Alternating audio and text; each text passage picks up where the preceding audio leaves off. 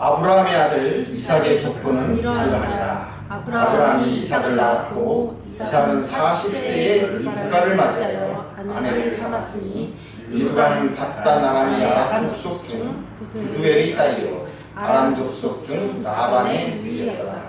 이삭이 그의 아내가 임신하지 못하므로 그를 위하여 여호와께 간구하매 여호와께서 그의 간구를 들으셨으므로 그의 아내 리브가가 임신하였더니 그 아들들이 그의 태 속에 서로 싸우는지라 그가 이르되 이럴 경우에는 내가 어찌할꼬 하고 가서 여호와께 묻자온대 여호와께서 그에게 이르시되 두 국민이 내 태중에 있구나 두 민중이 내 복중에서부터 나누니라 이 족속이 저 족속보다 강하겠고 큰 자가 어린 자를 삼키리라 하셨더라.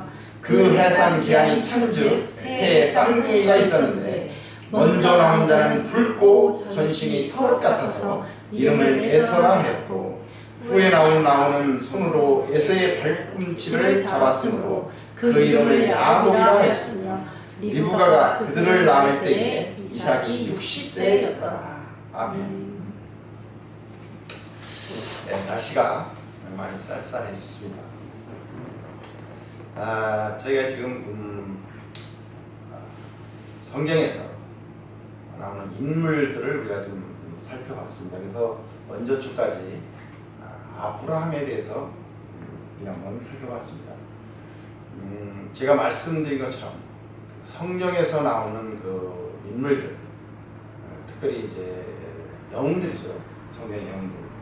그것을 하나님께서 기록한 의도, 목적이 무엇이냐라고 제가 말씀을 드렸습니다. 그것은 그 사람들의 위대한 그런 신앙의 발자취를 우리가 배우려 한다는 것보다는 그 인물들을 통해서 하나님이 어떤 분이시냐, 하나님이 누구냐, 하나님이 어떻게 일을 하시는가, 뭐 이런 문제들을 보여주시기 위해서, 드러내 보여주기 위해서 성경에 기록되어 있다고 말씀을 드렸습니다. 그래서 우리가 이제 처음 살펴본 그 인물이 아브라함이었는데요. 아브라함을 한 8주간에 걸쳐서 살펴봤습니다. 굉장히 중요한 인물이죠. 우리의 그 믿음의 조상이기도 했습니다. 그래서 하나님께서는 이 아브라함을 어떻게 부르셨고, 아브라함을 통해서 구원은 어떤 것이며, 믿음은 또한 어떤 것이냐 라는 것을 우리에게 알려주셨습니다. 그래서 이제 이번 주부터는 야곱에 대해서 한번 우리가 살펴보고자 합니다. 야곱도 또한 특별한 사람이 아닙니다. 그러나 하나님이 이 야곱을 성경에 기록할 때는 이 야곱을 통해서 우리에게 주시고자 하는 아주 매우 중요한 그러한 그 메시지가 있습니다. 그것을 우리 한번 야곱의 일생을 통해서 찾아보기로 하겠습니다. 자, 우리가 그 성경에서 많은 인물들이 있는데요. 좋아하는 인물들을 대라 그렇게 얘기를 하면은 여러 사람들을 각자 얘기를 합니다. 우리가 먼저 배웠던 아브라함도 있고요. 또 모세, 그리고 요셉이라는 이름도 많이 이름을 쓰죠. 그리고 이제 좀 더 가면은 뭐 사무엘, 다윗, 엘리야, 이사야, 또는 뭐 다니엘이라는 이름도 많이 사용합니다. 다니엘이 나중에 이제 국무총리를 3번씩이나 하고 뭐 이래서 그 결론을 보시고들 다니엘을 많이 택하는데요. 사실 다니엘은 엄청난 그 시련을 당한 사람입니다. 고난을 많이 당한 사람이에요. 그래서 이름을 지을 때 다니엘이라는 이름을 짓게 되면은 그것도 아마 생각을 많이 해야 될 것입니다. 그리고 신약으로 넘어오게 되면 우리가 이제 베드로, 수지자죠. 그리고 예수님이 가장 사랑했던 요한, 그렇잖아요. 뭐 바울, 뭐 이런 사람들을 우리가 들 수가 있습니다. 그래서 그 중에서 이제 뭐 좋아하는 그런 인물들이 있을 겁니다. 저 같은 경우에는 그 베드로를 좋아합니다. 왜냐하면은 베드로의 그 성전이 저와 조금 비슷합니다. 좀 성격이 급하고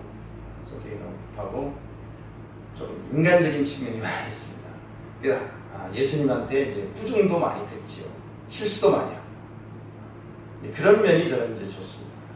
그래서 이제 베드로를 전 좋아하는데, 그런데 성경에서 이제 하나님이 선택한 그런 인물 중에서 조금 그 싫어하는 인물들을 들으라고 하면은 좀 좁혀집니다.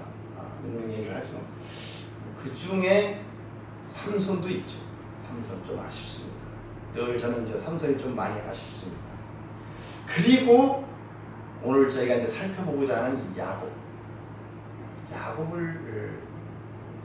들 수가 있습니다. 야곱은 그 이름의 뜻이 발 뒤꿈치를 붙잡고 나오는 자라는 그런 의미거든요. 이것을 의역을 하게 되면은 빼앗는 자, 뭐 속이는 자, 사기꾼, 강탈자, 뭐 이런 좀 부정적인 그런 인물입니다. 그래서 야곱을 그렇게 좋아하는 사람들은 많지 않습니다. 그런데 저 같은 경우에는 그 야곱의 많은 그 위로를 받습니다. 왜냐하면은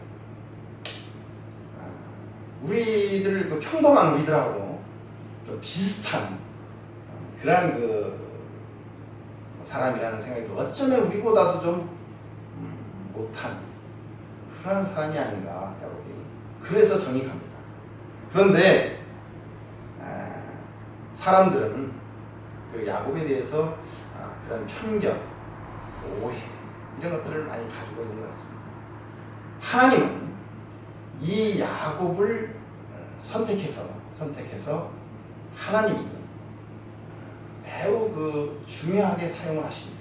그래서 그거를 통해서 우리에게 주시는 그 메시지가 있다는 것이죠. 그것을 우리가 한번 이 시간 살펴보고자 합니다. 오늘 우리가 지금 읽은 이 본문의 말씀은 이제 야곱의 이삭의 그 출생을 통해서 야곱과 에서가 출생하는 그 출생 기사입니다. 출생 얘기인데 우리가 이제 아브라함을 살펴보고 이삭을 좀 건너뛰었어요. 이삭도 좋아하는 사람들이 많이 있습니다. 왜냐하면 아브라함이 이제 다 만들어 놓은 터전 위에 큰 고생을 안 하고 살아간 그런 사람입니다. 그래서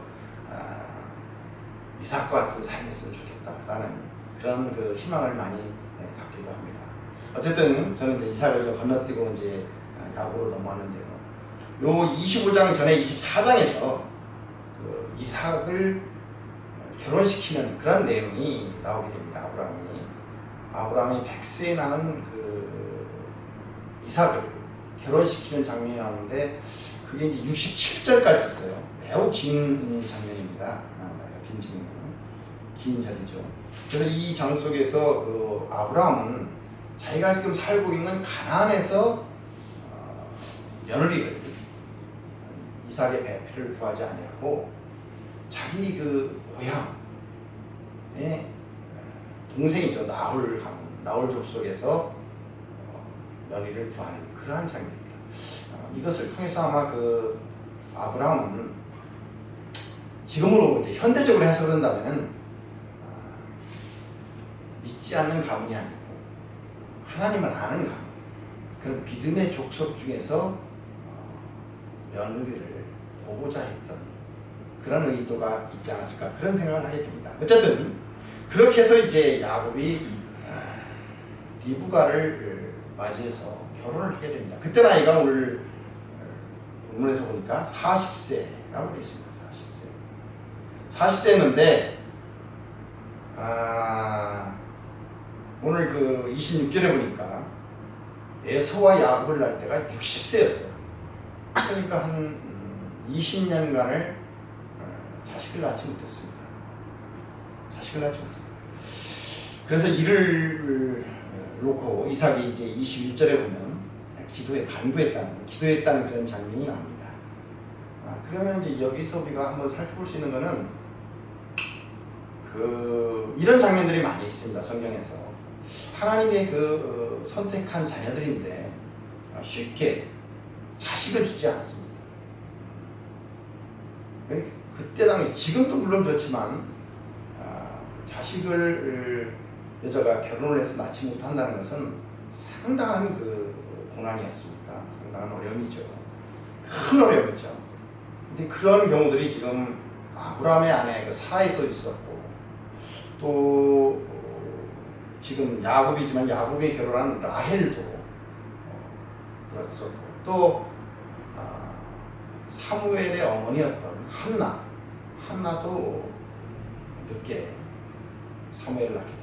그리고 신약으로 보면은 그 예수님의 앞길을 예비했던 세례 요한 엘리사벳이죠. 그 어머니도 그 세례 요한을 늦은 나이에 낳게 됩니다. 이렇게 우리는 생각할 때에 하나님이 선택한 그 하나님을 믿는 자손들, 지금으로 말한다면 예수를 믿는 사람들이 왜 복을 받아야지 고난을 받을까라는 이러한 생각을 하게 됩니다. 이것이 이제 오늘 제가 말씀드리려는 주제는 아니기 때문에 간단하게 여기에 대해서 말씀을 드린다면, 이 고난이라는 것이 사실은 우리가 살아가면서 겪게 되는데, 특별히 예수를 믿는 우리에게도 고난은 있습니다. 그러나 이 고난이 결코 꼭 나쁜 것만은 아닙니다. 유익이 되거든요. 그래서 시편에서도 고난이 유익이라는 말씀을 했습니다. 왜냐하면 고난이 있어야만 하나님을 더 의지하게 되고, 또 고난을 통해서 우리의 신앙의 근육이 튼튼해지게 됩니다. 그래서 우리가 믿음이 자라가는데 이 연단이라는 것이 상당히 효과적입니다. 하여튼 하나님은 여러 가지 이유를 통해서 우리 믿는 하나님의 택한 자녀일지라도 고난을 허락하십니다.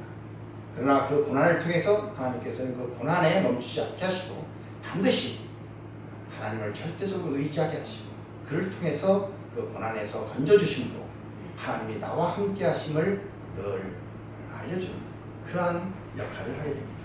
그리고 또 여기서 보면 이제 어떤 부분이 있냐면은 22절에 쌍둥이를 임신을 하게 됐는데, 그 태 속에서부터 에서와 야곱이 서로 싸우는 그런 장면이 나옵니다. 이것도 창세기에서 보면은 그 혈육간 다투는 갈등하는 장면들이 많이 나옵니다. 우리가 좀 상당히 오래전에 살펴봤던 아담 이후로 가인과 아벨의 장면에서도 가인이 아벨을 죽이는, 동생을 죽이는 그러한 그 극단적인 갈등이 있었고, 또 이제 조금 넘어가면 이제 저희가 살펴보기로 하겠지만 요셉이 있습니다. 요셉도 그 12형제가 있었죠. 12형제 중에 요셉의 형들이 아버지가 이제 야곱이 요셉을 편애하는 바람에 요셉을 죽이려고 합니다. 결국에는 죽이지는 않고 팔아먹게 되죠. 그래서 결국에 애국으로 팔려가는 그런 상황이 나옵니다. 이러한 형제들의 그 갈등을 통해서 무엇을 얘기해 주는가, 그런 점을 우리가 붙들을 수 있는데, 이것도 이제 현재적인 시점에서 우리가 한번 바라본다면은 예수를 믿는다고 해서 결코 형통한 것은 아닙니다. 그리고 예수를 믿지 않는 소위 세상의 공격은 늘 하나님을 믿는 하나님의 자녀한테도 늘 공격은 있습니다. 그러나 이것도 역시 하나님은 그 공격 속에서 하나님의 자녀들, 하나님의 나라의 백성들을 보호하는 그런 하나님을 우리가 만나볼 수가 있는 것이죠. 이렇게 이제 이것을 주제 넘어가고, 오늘 특별히 이제 살펴보려고 하는 그런 대목은 리브가가 임신을 했는데 쌍둥이를 임신했어요. 쌍둥이를 임신했는데 그 중에서 그 동생인 야곱을 택하셨다고 되어 있습니다. 23절에 보면은 큰 자가 어린 자를 섬기리라 이렇게 되어 있습니다. 하나님께서 왜 장남인 에사를 택하지 않으시고 야곱을 선택하셨느냐 하는 문제입니다. 이 택하심의 문제에 대해서 우리가 한번 생각을 해보려고 합니다. 우리 사람들은 흔히 생각을 하죠.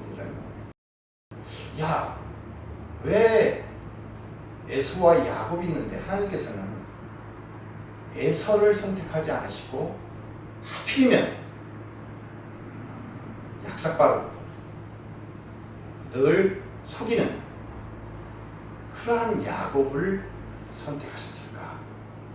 라고 질문을 하게 됩니다. 그런데 이것은 인간적인 생각이에요.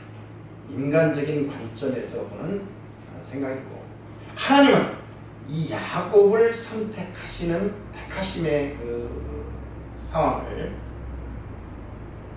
하나님은 인간을 선택할 때에, 하나님의 자녀로 선택할 때에 그 인간의 조건이나 자격을 보지 않으신답니다. 하나님의 택하심은 인간이 가지고 있는 그 어떤 조건을 보지 않으시고 그를 하나님의 자녀로, 하나님의 선택된 하나님 나라의 백성으로 선택하시다는 것입니다. 이것이 굉장히 중요한 겁니다. 이것은 오늘 우리에게 적용을 한다면, 우리가 하나님 앞에 어떠한 자격이나 조건이 있어서 우리를 택하시고 우리를 하나님의 자녀로, 또 하나님 나라의 백성으로 우리를 부르신 것이 아니라는 것입니다. 그것은 하나님의 일방적인 선택, 하나님의 전적인 은혜라는 것입니다. 그래서 하나님은 이것을 선물이라고 얘기하고 있는 것입니다. 이것은 좀 중요하니까 우리가 늘 살펴보지만, 에베소서 2장 8절에서 9절의 말씀을 우리 한번 읽어보도록 하겠습니다. 너희는 그 은혜에 의하여 믿음으로 말미암아 구원을 받았으니 이것은 너희에게서 나는 것이 아니요 하나님의 선물이라. 행위에서 나는 것이 아니니 이는 누구든지 자랑하지 못하게 함이라. 아멘. 우리가 하나님의 선택을 받고 하나님의 자녀가 된 것은, 우리를 하나님께서 구원하신 것은 우리에게 어떤 조건이나 구원받을 만한 어떤 건덕지가 있어서 우리를 구원하는 것이 아니고, 그것은 하나님의 일방적인 선택, 전적인 은혜, 하나님의 선물이라는 것입니다. 하나님은 우리를 택하실 때에 우리의 어떤 외관적인 외모나 우리의 조건, 우리의 어떤 자격을 보고 선택하지 않으셨다는 것입니다. 그럼에도 불구하고 우리는 늘 이 문제에 대해서 생각을 하게 됩니다. 설마 무언가가 있으니까, 무언가 선택할 만한 무엇이 있으니까 우리를 택하셨겠지. 야곱에게 무언가가 있으니까 아무래도 그를 하나님의 자녀로, 백성으로 선택했겠지 하는 그러한, 우리는 늘 그러한 택함에 대해서, 하나님의 택함에 대해서 질문을 하게 됩니다. 그러나 성경에서는 우리를 선택할 때 아무런 조건도, 우리의 어떤 자격도 보지 않으시고 우리를 택하셔서 후원하셨다는 그러한 말씀을 이 지금 우리가 살펴보는 야곱을 통해서, 야곱이 얼마나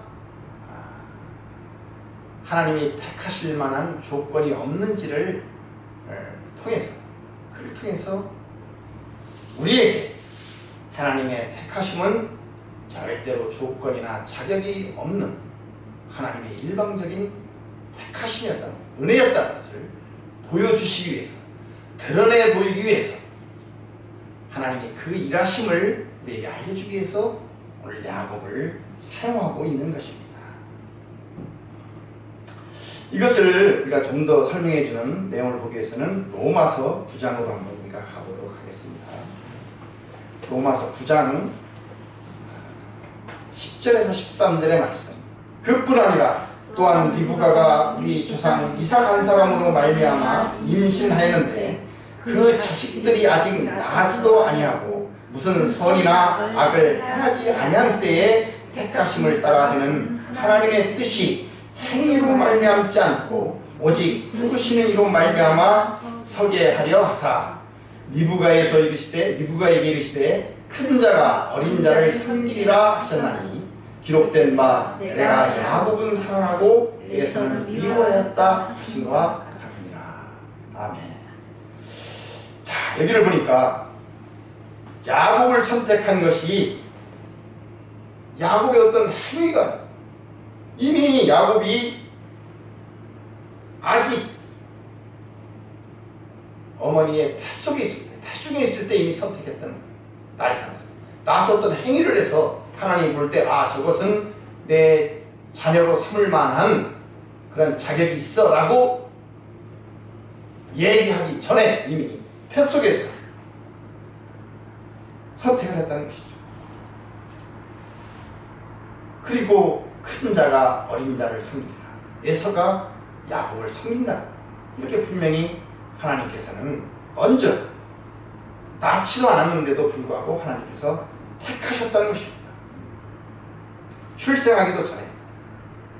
이것은 심지어 어떻게 또 설명을 하느냐면 에베소서에 한번 가보도록 하겠습니다. 에베소서 1장 4절의 말씀을 한번 우리가 보도록 하겠습니다.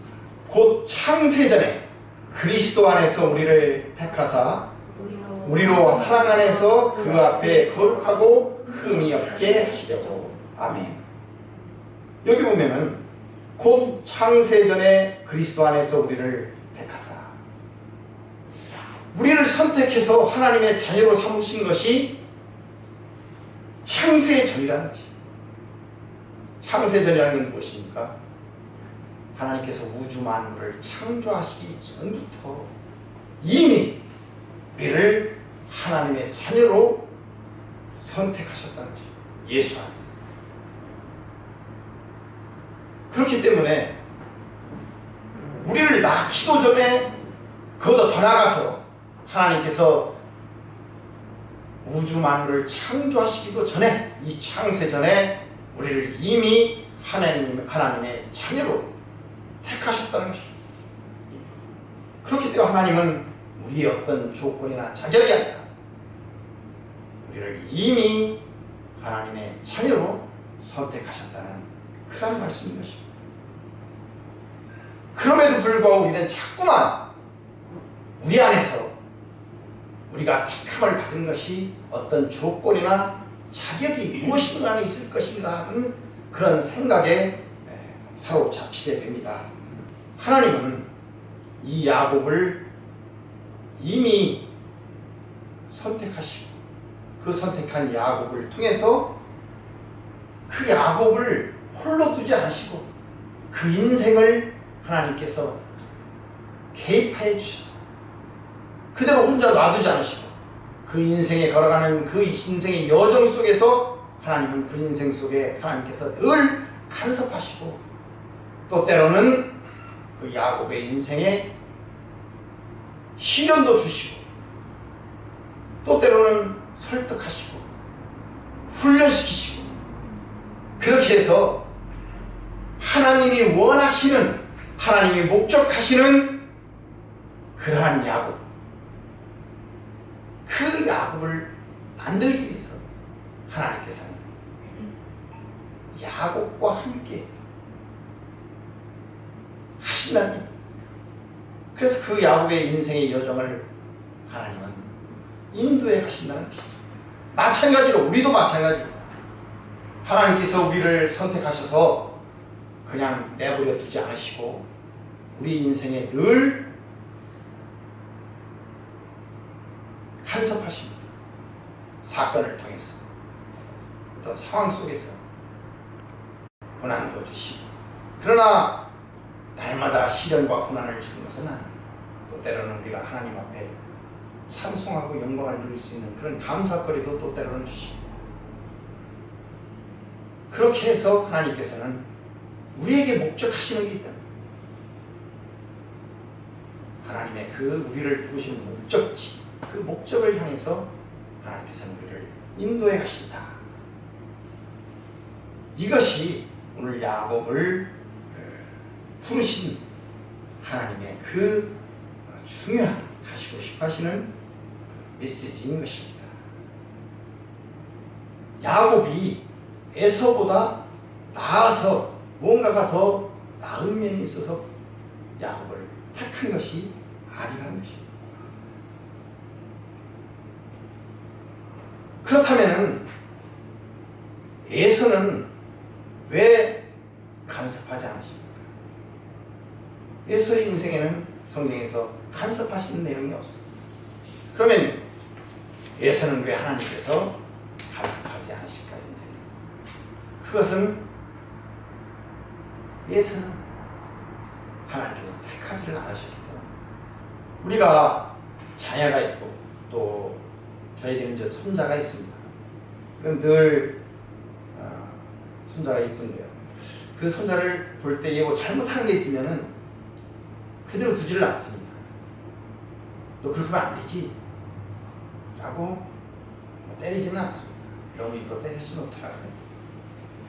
너무 이뻐서 정말 눈에 넣어도 안 아프다 뭐 이런 얘기를 옛날 어른들께서 하시는데, 그렇지만 나와 관련이 있는 내 자식이니까 거기다가 간섭을 하고 하지 마라, 이것을 해라 라고 얘기를 하는 것이지, 나와 관련이 없는 사람, 그 자식이라면은 제가 그 자식을 뭐 매를 댈 수가 있고 특별히 또 나쁜 얘기를 할 수가 없지. 마음에 안 든다 하지. 하나님도 마찬가지입니다. 나와 하나님께서 간섭을 안 하신다는 것은 이게 결코 좋은 일이 아니라는 거죠. 하나님의 간섭이 있는 것이 그 인생이 행복한 그런 인생인 것입니다. 그래서 이 하나님이 택하신다는 것을 뭐냐? 하나님의 주권이라고 합니다. 주권. 하나님의 주권. 이 주권이라고 얘기했죠. 이 하나님의 주권에 대해서 로마서 9장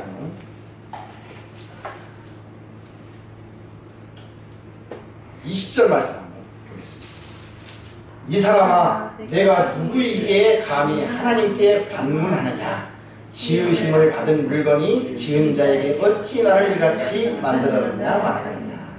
아멘. 이제 이 택함의 문제를 얘기하면, 이 택한다는 것은 선택이라는 것은 하나님의 주권이라고 말씀드렸는데, 이런 그 질문을 하는 사람이 있습니다. 하나님은 참으로 불공평하신 게 아닌가요? 라고 질문하는 경우가 있습니다. 왜 누구는 택하고 누구는 선택하지 않으신 건가요? 오늘 왜 야곱은 선택하고 에서는 선택하지 않으실 것입니까? 라는 질문을 하는 사람들이 있어요. 항변을 하는 사람들이 있어요. 그런데 오늘 지금 9장 20절 말씀은 뭐냐? 하나님은 창조주 하나님이십니다. 창조주. 그리고 우리는 피조물. 하나님에 의해서 지음을 받은 피조물. 그래서 우리는 피조물이 창조주에게 항변할 수가 없는 것입니다. 그것은 하나님의 절대적인 주권이라고 얘기하고 있는 것입니다. 특별히 우리는 아담 이후로 하나님 앞에 죄를 졌어요. 죄를 가지고 있는 그런 인간입니다. 그래서 우리는 그 죄의 결과로 사망과 저주 가운데 있는 그런 인간들. 그 인간들이 하나님 앞에 감히, 이미 우리는 죄와 사망 가운데, 사망이라는 것은 죽음인데, 이 죽음이라는 게 이렇게 시퍼렇게 살아있는데 왜 죽어 있습니까? 라고 이제 질문을 할 수가 있는데, 창세기에서 보면은 우리 육신은 이미 이제 뭐 한 100년을 살고 흙으로 돌아가게 되고 우리의 영은 이미 하나님과 단절되어 있어요. 분리되어 있어요. 죽어있다는 거죠. 죽어있어요. 죽어있다고 이렇게 표현하는 거예요. 그래서 사망과 죽음 가운데 있기 때문에 그 인간이 하나님 앞에 감히 누구는 선택하고 누구는 왜 선택해 주지 않습니까? 하나님은 사랑의 하나님이시네 라는 질문을 할 수가 없다. 그것은 하나님의 절대적인 주권이라는 것이죠. 그래서 그 위에 또 뭘 얘기하느냐면 9장 21절을 한번 읽어보자고요. 같이 읽겠습니다. 21절은 토기장이가 진흙 한 덩이로 하나는 귀 쓸 그릇을 하나는 천이 쓸 그릇을 만들 권한이 없느냐. 하나님은 토기장이 우리는 토기라는 것이죠. 하나님은 귀 쓸 그릇, 천이 쓸 그릇, 그것을 만드시는 것은 하나님의 절대적인 권한, 주권이라는 것입니다. 하나님이 누구를 선택하고 누구를 선택하지 않는 문제, 이것은 하나님의 절대적인 주권이라는 것입니다. 또한 여기 지금 9장 로마서 15절에서 18절 말씀 한번 다시 한번 우리가 읽어보도록 하겠습니다. 읽고 이제 결론을 한번 우리가 내보도록 하겠습니다. 모세에게 이르시되 내가 긍휼히 여길 자를 긍휼히 여기고 불쌍히 여길 자를 불쌍히 여기리라 하셨으니 그런즉 원하는 자로 말미암도 아니요 다른 받지 않는 자로 말미암도 아니요 오직 긍휼히 여기시는 하나님으로 말미암음이니라. 성경이 바로 이르시되 내가 이 일을 위하여 너를 세웠으니 곧 너로 말미암아 내 능력을 부리고 내 이름이 온 땅에 전파되게 하려 함이라 하셨으니 그런즉 하나님께서 하고자 하시는 일을 긍휼히 여기고 하고자 하시는 자를 완악하게 하십니다. 아멘. 이 말씀에서 보면 모세를 선택하고 바로를 선택하는 하나님의 그 이유가 있다는 것이죠. 모세를 긍휼히 여기시고 바로를 완악하게 하셔서 하나님의 도구로 쓰신 것, 그것은 토기장이신 하나님이 취하게 쓰길 모세 그릇으로 철하게 쓸 바로로 만드신, 이것은 하나님의 절대적인 권한, 그것을 주권, 하나님의 주권, 이렇게 우리가 부르게 된 것입니다. 하나님이 기뻐하시는 자에게 긍휼히 여기시고 하나님이 기뻐하지 않으시는 자에게는 엄중한 심판을 내리시는 것입니다. 이것을 하나님의 주권이다, 이렇게 말합니다. 결론적으로 이제 말씀을 마치겠습니다. 우리 오늘 본문에서 야곱이 흠이 많은 사람, 앞으로 좀 몇 번 살펴볼 텐데 야곱에 대한 시간에, 야곱은 매우 흠이 많은 사람입니다. 약삭빠르고. 그런데 그럼에도 불구하고 하나님께서는 야곱을 택하셨어요. 야곱을 택하신 것은 하나님의 절대적인 주권이죠. 그래서 그 야곱을 택해서 부족한, 부정적인 많은 야곱을 택해서 그 야곱의 인생에 하나님께서 개입하시고 그와 함께 하신 그 야곱이 어떻게 믿음의 사람으로 변화되어 가는가 하는 것을 하나님께서는 우리에게 보여주시고자 하는 것입니다. 그것이 하나님이 야곱을 기록한, 야곱이라는 인물을 성경에 기록한 하나님의 그 목적인 것입니다.